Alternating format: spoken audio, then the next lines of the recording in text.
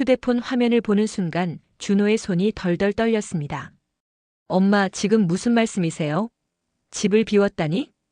해외 유학 준비로 바쁜 나날을 보내고 있던 29 준호. 어머니 해숙에게서 날아온 메시지는 그의 세상을 흔들어 놓았습니다. 이 집은 더 이상 네 집이 아니다. 다시는 돌아오지 마라. 짧지만 차가운 글자들이 화면에 떠 있었습니다. 준호는 황급히 전화를 걸었습니다.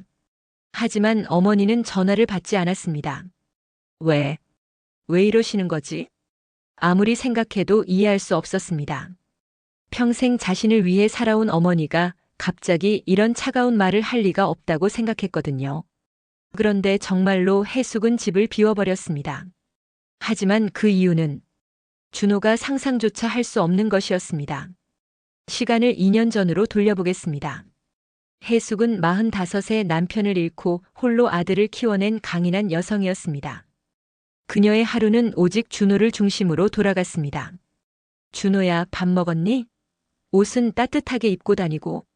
매일 같은 질문, 매일 같은 걱정. 하지만 그것이 해숙에게는 삶의 전부였습니다. 준호가 대학을 졸업하고 직장에 다니기 시작했을 때 해숙은 마음 한편으로 안도했습니다. 아들이 이제 어엿한 성인이 되었다는 뿌듯함도 있었죠. 하지만 시간이 지날수록 뭔가 어긋나기 시작했습니다. 엄마, 오늘도 늦을 것 같아요. 그냥 배달시켜 먹어요. 준호는 매일 늦게 들어왔습니다. 주말에도 방에서 게임만 하며 어머니와 대화 한마디 나누지 않았습니다. 해숙은 혼자 식탁에 앉아 저녁을 먹으며 생각했습니다.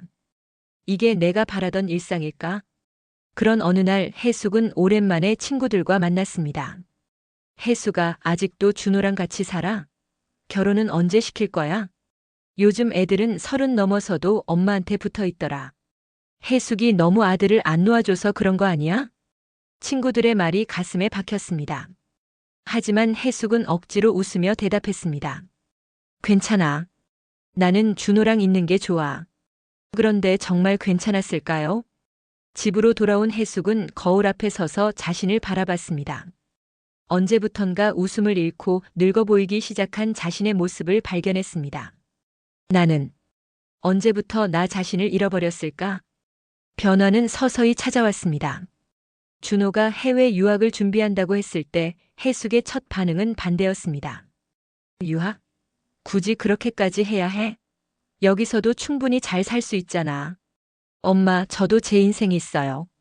더 넓은 세상을 보고 싶다고요. 그럼 나 혼자 이 큰 집에서 어떻게 살라는 거야? 그 말을 듣고 준호는 짜증을 냈습니다. 엄마도 엄마 인생 사세요. 왜 저한테만 매달리려고 해요?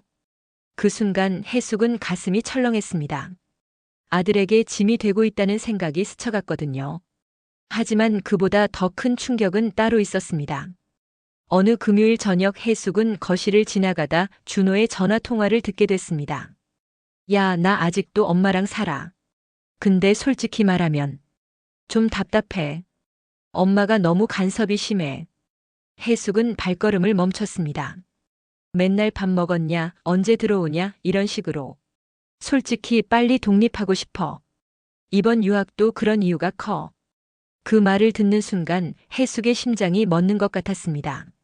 내가 아들에게 짐이었구나. 준호는 계속 말했습니다. 친구들도 다 독립해서 잘 살고 있는데 나만 아직도 엄마랑 살고 있으니까 뭔가 창피하기도 하고. 유학 가면 자연스럽게 분리될 수 있을 것 같아. 해숙은 조용히 자신의 방으로 들어갔습니다. 그리고 그날 밤 처음으로 펑펑 울었습니다. 평생 이 아이 하나만 보고 살았는데 나는 이 아이에게 뭐였을까? 그날 밤 이후 해숙은 달라졌습니다. 겉으로는 평소와 다름없이 준호를 챙겼지만 마음속으로는 어떤 결심을 굳혀가고 있었습니다. 준호야, 유학 준비 잘 되고 있어? 네, 엄마. 다음 달에 출국할 것 같아요. 그래, 잘 됐다. 엄마도 뭔가 새로운 걸 시작해볼까 생각 중이야. 준호는 별로 관심 없어 보였습니다. 뭘요? 아직 확실하지 않아. 나중에 얘기할게.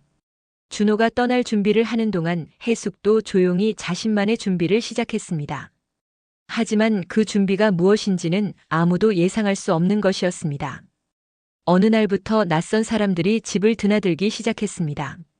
도배장이 목수, 심지어 화초를 옮기는 청년들까지. 엄마, 이 사람들은 누구예요? 그냥 집 좀 고치려고 하는 거야. 너 떠나기 전에 좀 깔끔하게 정리하려고. 준호는 의심스러워했지만 유학 준비로 바빠서 자세히 묻지 않았습니다. 그냥 적당히 하세요. 제가 돌아오면 또 살아야 하니까. 그 말을 들은 해숙의 표정이 미묘하게 변했습니다. 돌아와서 또 살겠다고? 당연하죠. 여기가 제 집인데. 해숙은 아무 말하지 않았습니다. 하지만 그 순간 그녀의 마음속에서 어떤 결정이 확고해졌습니다. 드디어 준호가 출국하는 날이 왔습니다. 공항에서 해숙은 아들을 배웅하며 말했습니다. 준호야, 건강하게 잘 지내거라. 그리고요? 아무것도 걱정하지 말고 내가 하고 싶은 대로 해. 알겠지? 네, 엄마도 몸 조심하세요. 그렇게 준호는 떠났습니다. 하지만 그는 몰랐습니다. 어머니의 마지막 말에 숨겨진 진짜 의미를. 준호가 떠난 후 해숙의 집에는 더 많은 사람들이 드나들기 시작했습니다. 이상한 기계들이 들어오고 벽지가 뜯어지고 바닥이 바뀌었습니다. 이웃들도 수군거리기 시작했습니다. 해숙 씨 집에 무슨 일이 있는 건가? 아들이 유학 간 사이에 뭔가 큰 공사를 하고 있던데. 하지만 해숙은 누구에게도 자신의 계획을 말하지 않았습니다. 준호가 해외에 나간 지 한 달쯤 지났을 때였습니다. 엄마 안녕하세요. 잘 지내고 계시죠? 준호는 평소처럼 어머니에게 안부 인사를 보냈습니다. 그런데 돌아온 답장이 이상했습니다. 응, 잘 지내고 있지. 앞으로는 자주 연락 안 해도 돼. 나도 이제 내 인생 살아야지. 뭐지? 엄마가 왜 이러시지? 준호는 당황했습니다. 다시 메시지를 보냈습니다. 엄마, 무슨 일 있으세요? 제가 뭘 잘못했나요? 하지만 답장은 오지 않았습니다. 불안해진 준호는 이웃 아주머니에게 전화를 걸었습니다. 아주머니, 저희 엄마 괜찮으세요? 연락이 안 돼서요. 준호야, 너희 엄마. 요즘 좀 이상해. 집에 사람들이 자꾸 드나들고 무슨 큰 공사를 하고 있어. 공사요? 무슨 공사를 하는데요? 그걸 우리가 어떻게 알겠니? 물어봐도 대답을 안 해주시거든. 준호는 더욱 불안해졌습니다. 하지만 아직 그는 몰랐습니다. 진짜 충격은 이제 시작이라는 것을. 며칠 후 더욱 충격적인 메시지가 날아왔습니다. 이 집은 더 이상 내 집이 아니니. 그곳에서 건강 챙기며 잘 지내. 가끔 놀러 오면 연락하고. 이 메시지를 받은 준호는 즉시 비행기 표를 끊었습니다. 도대체 집에 무슨 일이 일어난 건지 직접 확인하러 가기로 한 것입니다. 하지만 그가 집에서 목격하게 될 광경은 그의 상상을 완전히 뛰어넘는 것이었습니다. 14시간의 긴 비행 끝에 준호가 집 앞에 도착했을 때 그는 자신의 눈을 의심했습니다. 여기가 내 집 맞나? 대문부터 달랐습니다. 예전의 낡은 철문 대신 예쁜 나무 간판이 걸려 있었습니다. 하모니 문화살롱 마이너스 누구나 환영합니다. 문화살롱? 이게 뭐지? 더 놀라운 건 그 다음이었습니다. 현관문을 열자 익숙했던 집의 모습은 온데간데 없었습니다. 거실 한가운데에는 무대 조명이 환하게 비추고 있었고 벽마다 각종 악기들이 걸려 있었습니다. 피아노, 기타, 바이올린까지. 그리고 그곳에는 낯선 사람들이 가득했습니다. 어머, 젊은이가 누구세요? 한 할머니가 준호에게 다가왔습니다. 여기 원래 제 집인데요. 아, 혹시 해숙 선생님 아들분이신가요? 그때 뒤에서 익숙한 목소리가 들려왔습니다. 준호야, 왔구나. 준호는 고개를 돌렸습니다. 그리고 또 한 번 충격을 받았습니다. 어머니 해숙이 서 있었는데 그녀의 모습이 완전히 달라져 있었거든요. 예전에 수수하고 조용한 옷차림 대신 화려한 무대 의상을 입고 있었습니다. 머리도 예쁘게 세팅하고 화장도 깔끔하게 한 모습이었죠. 엄마, 이게 뭐예요? 여기가 왜 이렇게 됐어요? 해숙은 당당하게 대답했습니다. 보다시피 이제 여긴 문화살롱이야. 동네 사람들이 모여서 음악하고 노래하는 곳. 문화살롱이요? 우리 집을 왜 이런 식으로 바꾼 거예요? 왜 안 되니? 매일 낡아가는 집에서 널 기다리느니 사람들 모이는 곳으로 쓰는 게 훨씬 나아. 준호는 이해할 수 없었습니다. 하지만 이건 제 집이기도 해요. 제가 돌아와서 살 집인데. 그 순간 해숙의 목소리가 차갑게 변했습니다. 내가 한 번이라도 이 집을 집답게 여긴 적이 있었니? 집답게 여겼다니 무슨 말씀이세요? 너는 여기서 밥만 먹고 잠만 자고 갔잖아. 대화 한마디 하려고 해도 귀찮다, 바쁘다 이런 식으로만. 해숙의 목소리에 감정이 묻어났습니다. 나는 평생 너만 바라보고 살았어. 근데 너에게 나는 뭐였니? 밥 해주고 빨래 해주는 기계? 엄마, 그런 뜻이 아니었어요. 아니었다고? 그럼 왜 친구들한테는 엄마가 간섭이 심해서 답답하다고 했어? 준호는 할 말을 잃었습니다. 어머니가 그 통화를 들었다는 걸 이제야 깨달았거든요. 엄마, 그건 됐어. 이제 나도 내 인생을 살 거야. 그때 한 할아버지가 무대에 올라가 말했습니다. 해숙 선생님, 오늘도 노래지도 부탁드립니다. 네, 할아버지. 다들 준비되셨나요? 해숙이 피아노 앞에 앉자 살롱 안의 사람들이 모두 자리를 잡았습니다. 어린아이부터 할머니, 할아버지까지 다양한 연령대의 사람들이었죠. 해숙이 피아노를 치기 시작했습니다. 그리고 노래를 부르기 시작했는데 준호는 깜짝 놀랐습니다. 어머니의 목소리가 이렇게 아름다웠나? 엄마가 노래를 이렇게 잘하셨나? 한 아주머니가 준호에게 속삭였습니다. 너희 어머니 정말 대단하셔. 젊었을 때 가수 지망생이셨다면서. 우리 동네에 이런 분이 있는 줄 몰랐어. 가수. 지망생이요? 준호는 처음 듣는 말이었습니다. 노래가 끝나자 박수가 터져 나왔습니다. 해숙의 얼굴에는 행복한 미소가 가득했습니다. 준호는 어머니의 그런 모습을 처음 봤습니다. 사람들이 모두 돌아간 후 모자는 마주 앉았습니다. 엄마, 가수 지망생이었다는 게 정말이에요? 해숙은 잠시 망설이다 입을 열었습니다. 20살 때였어. 대학 다니면서 클럽에서 노래도 부르고 작은 음반사 오디션도 봤었지. 그런데 왜 포기하셨어요? 내 아버지 만났거든. 그리고 결혼하게 됐고. 가난했어. 꿈 같은 건 사치였지. 해숙의 목소리가 잠겼습니다. 내 아버지가 돌아가신 후에는 너 키우느라 정신없었고. 그러다 보니까 내 꿈은 까맣게 잊고 살았어. 그럼 이건 너를 키우느라 잃어버린 내 시간을 찾고 있는 거야. 이제 50살인데 더 늦으면 정말 아무것도 못할 것 같아서. 준호는 가슴이 먹먹해졌습니다. 며칠 후 문제가 생겼습니다. 해숙 선생님, 큰일 났어요. 한 아주머니가 급하게 달려왔습니다. 무슨 일이세요? 건물주가 바뀌었는데 새 건물주가 이런 용도로 쓰면 안 된다고 해요. 당장 원상복구하라고. 해숙의 얼굴이 굳었습니다. 그럼 문화살롱을 없애야 한다는 뜻인가요? 법적으로 주거용 건물을 상업용으로 쓰면 안 된다네요. 벌금도 내야 하고.